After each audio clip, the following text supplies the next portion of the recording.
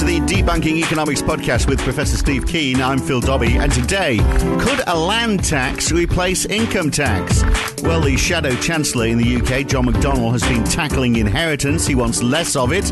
Not a popular move, of course, by those who want to pass on their homes or their stash of money onto their kids. But under Labour in the UK, anything you receive from your parents, either as a house or as gifts over a value of £125,000, would be taxed at 40%. But as a percentage of national income, inheritances have gone from around 6% in the 80s to around 12% today, and it's rising. So maybe he's got a point, because that inheritance largely goes to the wealthy, creating greater divides in income. So has he got a point? Difficult to enforce, I would have thought, as if tax wasn't complicated enough. So is there another way of avoiding this divide? Well, yes, maybe a heftier land tax is the solution.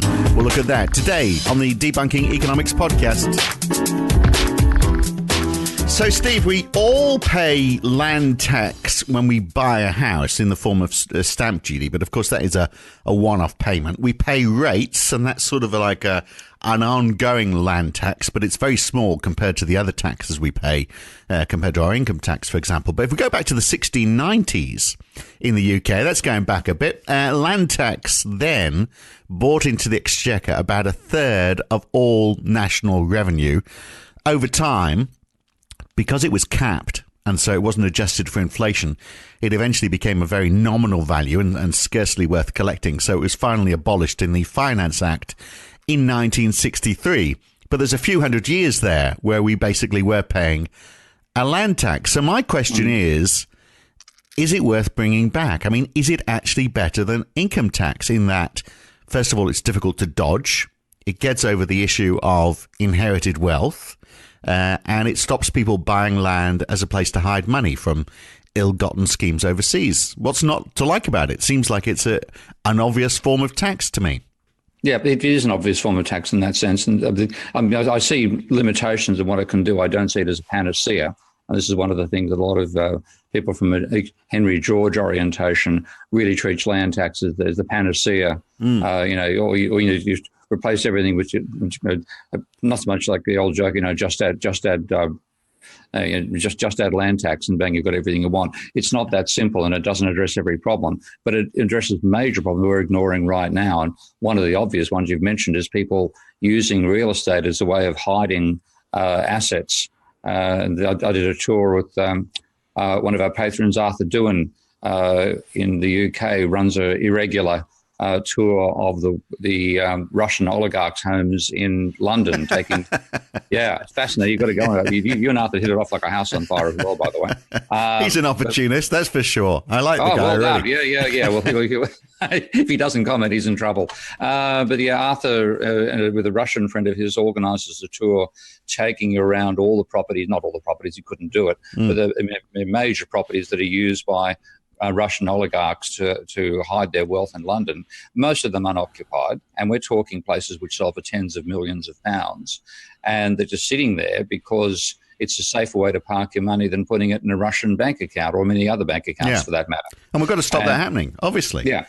And what a land tax would do is any increase in the value of the land as measured by, rate calculations and so on, would be then a portion of that would be taxed.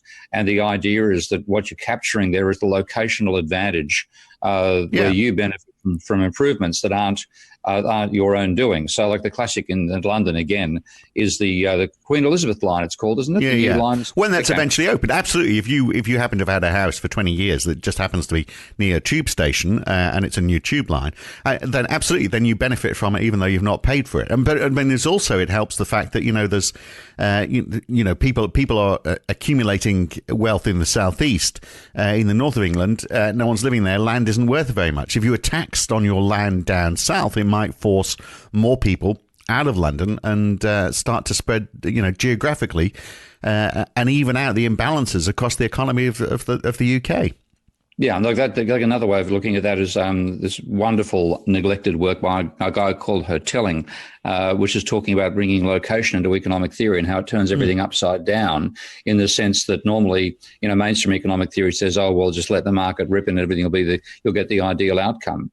And what Hotelling, the classic Hotelling image was of a beach with a uniform spread of swimmers on the beach, and you have the very first ice cream vendor setting up business. Where's the best position?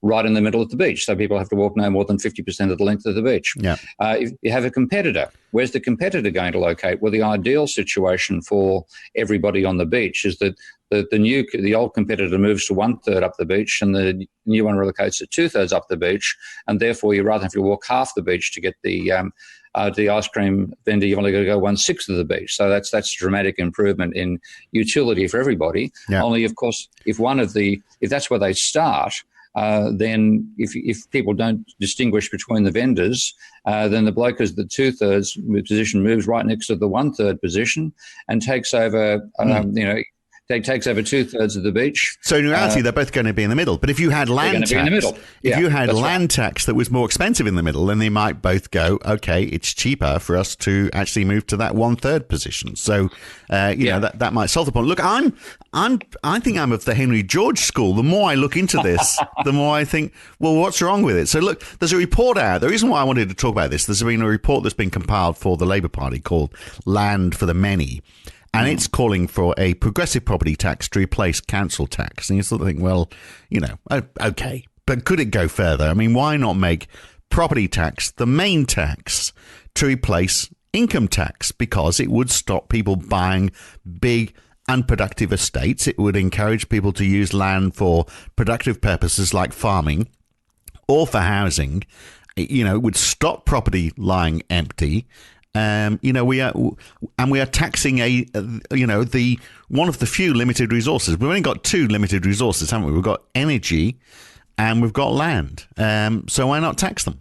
Yeah, I mean, I'm sympathetic, but I'll also point out the things that a land tax doesn't address, which is still important, and what can be used against a land tax if you propose it, which is bunkum most of the time, but actually helps undermine the political acceptability of a land tax. So the classic on that front is the sort of orphans and widows argument that you will have, Russian oligarchs buying land, buying expensive property to hide their wealth and so on. But you will also have the occasional widow who is living in the house that he or she, widows included, shared with their now deceased spouse. Yeah. And the family is tied there and they don't want to move. And if they happen to be in an area where the price levels are rising, they've got to pay a tax, which they won't have the income to cover. So they'll be forced out. And what you get is what is supposed to be which would be a shame, wouldn't it? But similarly, that, they may sit on a house that suddenly becomes worth £10 million, say, and you go, okay, well, they don't want to move out of this house because it's the family home. But when they die, that's £10 million that goes to two kids who suddenly have £5 million each. That's inheritance. That means that they've got a start in life that, kids up north who are inheriting nothing don't have. So that's adding to the inequality. I mean, so you could say, well, okay, if you're in a big house, then just get a reverse mortgage or something. Just, so you leave with nothing, but you still stay in the family home. Am I being a bit heartless? Yes, you are being a bit harsh, because for a start, reverse mortgages are one of those classic things that double compound. So when you take out a reverse mortgage, rather than just paying interest on the existing debt, you don't pay interest on the existing debt. So the interest gets added to the existing debt, and then you compound that. And that's a nice way for the bank financial sector to take over the planet, which is not something I thought you were particularly in favour of, mate. No, all right. Well, okay, but but the principle, how it's applied, is what you're arguing about. But the idea that the asset that you're sitting on that you don't need when you die, but you still want to use it while you're alive. There's got to be a way of making that happen. It's the sort of thing you've got to think of when you design the tax in the first place, because if you don't think about it carefully, then bang, that's what the property lobby will hit you with. It'll be a minority of cases, but it'll be a very influential minority, and bang, you won't get it politically through. Well, there is so much more to discuss about land tax, and you'll hear it all in the full version of this podcast. To listen to it in full, you need to become a subscriber at debunkingeconomics.com, or you need to pledge pledge $10 or more to support Steve Keen's work on Patreon. Go to patreon.com/Prof Steve Keen. You'll get access to this and 150 or so other podcasts that we've made so far, and we add a new one each week as well. Catch us again soon for another one. This is the Debunking Economics Podcast with Steve Keen. I'm Phil Dobbie. We'll see you soon.